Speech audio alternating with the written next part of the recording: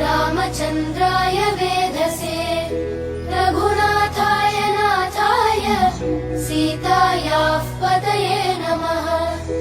श्रीराम राम रघुनन्दन राम राम श्रीराम राम भरताग्रज राम राम श्रीराम राम रणकर्कश राम राम श्रीराम राम शरणं भव राम राम।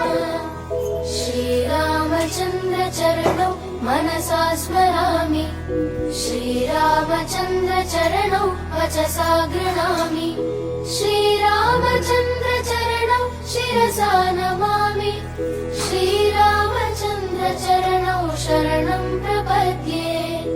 माता रामो मत्पिता रामचन्द्रः स्वामी रामो मत्सखा रामचन्द्रः सर्वस्वं मे रामचन्द्रो दयालुः नान्यं जाने नैव जाने न जाने।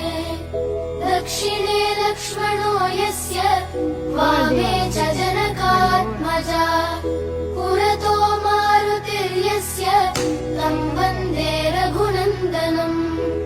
लोकाभिरामं रणरङ्गधीरं राजीवने